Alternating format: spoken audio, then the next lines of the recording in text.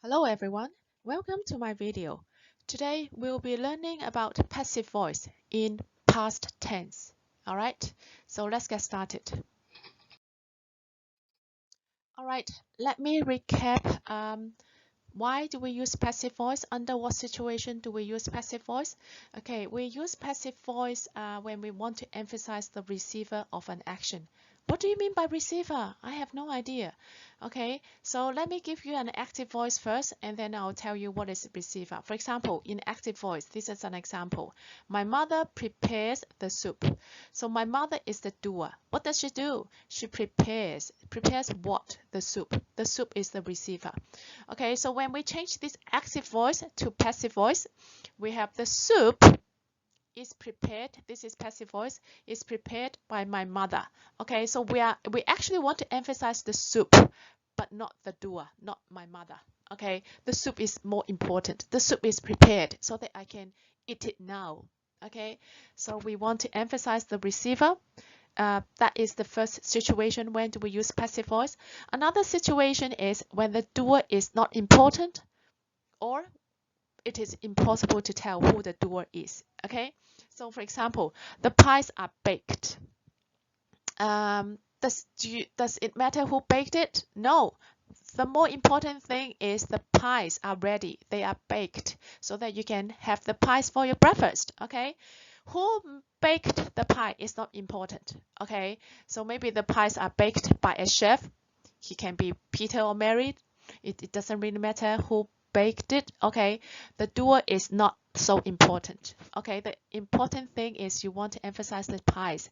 Oh, they are ready. I can eat them now. Okay, another example, the window is broken. All right, so do you know who broke the window? No idea, right? Okay, so it's impossible to tell who the doer is. Okay, so we use passive voice. The window is broken. I have no idea who broke the window. Okay, so impossible to tell who the doer is. Then we need to use passive voice. More example, a man was killed by an unknown person. Who killed the man? I have no idea. No one knows. It's impossible to tell. Okay, even the police cannot tell who killed the man. So we use passive voice. Normally you will see passive voice in some newspaper articles. Okay, or when you don't know who did something or it's impossible to tell, then we use passive voice. Okay, another example, John's wallet was stolen. Which is impossible to tell who the doer is. Okay, your money was stolen. Maybe you know the doer, but you don't want to tell who has stolen the money. Okay, so there are a few situations, okay, that we use passive voice. All right, so enough for the recap. Okay, so this is active voice in past tense, and we need to change the past. We need to change the active voice to passive voice. Okay, active voice to passive voice for past tense. All right. So the doer is. This is the sentence. The doer, our class. What did our class do? Okay, we won. Won what? The first prize. Okay, so this is the object, or we call it as receiver.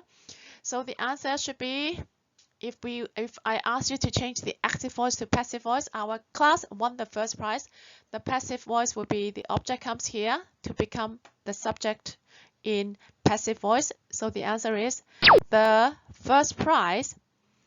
Passive voice in past tense, can you see the form here? We use was, were plus pp. What is the okay, yes, you can see you need to look at the subject, the first prize. Do we use was or were for past tense? First prize, singular, right? So it's was. Okay. What is the PP, past participle form for the verb one? So we have win, won, won. Okay, so the answer should be the first prize, singular verb was won. Okay, by who? Who is the doer? By our class. Okay, so this is how we change from active voice to passive voice. Okay, when we change it, you know this is a past tense, so we need to use the passive voice past tense form, which is was, were plus pp. Okay. So we have learned about active voice. We have doer, an active verb, and then a receiver. When we change it to passive voice, we have the receiver in the beginning, and then we have passive verb, which is be plus pp, and then by the doer. Okay, so this is the difference between active voice and passive voice, and the structure of it, basically. So this is what we should be learning today. Remember this structure, okay? For past tense, passive voice, the structure is was or were plus pp, the past participle. Okay, so this is very important. Remember this structure.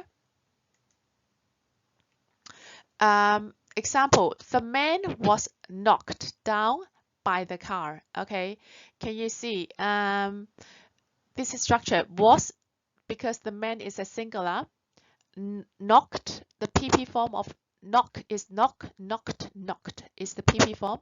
So the man was knocked down by the car. Or more examples, some oranges were eaten by the child. Why do we use were, not was? Because oranges is plural. So to decide whether we use was or were, we need to look at the subject. If the subject is singular, we use was. If the subject is plural, then we use were.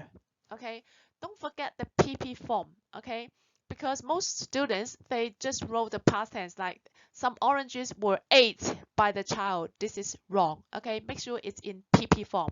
Okay, the third column in the irregular table. All right. Okay,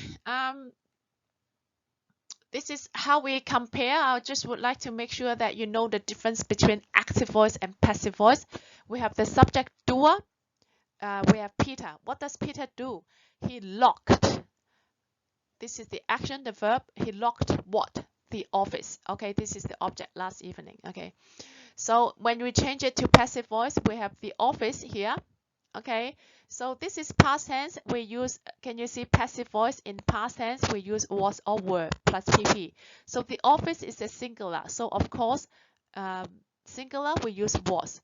What about the pp form of locked? So it's lock, locked, locked. The third one is the pp form, okay, for the verb lock. So the whole sentence should be, the office was locked by Peter last evening. You can add by Peter. Sometimes you can be omitted if you don't know who locked the office, okay, or you don't want to tell, or impossible to tell. So usually by Peter or by the doer can be deleted, or because it's optional. You don't have to write it there in the passive voice, because passive voice you are allowed to not to mention about the doer. Okay, this is natural. The office was locked last evening, so I couldn't go into the office to do my work. Okay.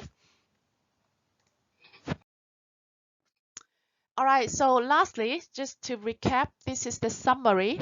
Okay, when you want to change from active voice to passive voice, from present tense active voice to passive voice, past tense active voice to passive voice.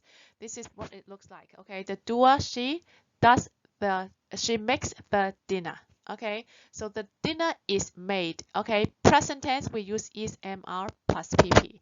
Okay, past tense, she made the dinner. Okay, this is present tense, this is past tense. Okay, she made the dinner. So you will say, when you change it to passive voice, the dinner, we choose was because it's singular. Okay, the dinner is singular now. So the dinner was made. Okay, of course you can say by her, but it's optional. You can omit it, the by the doer.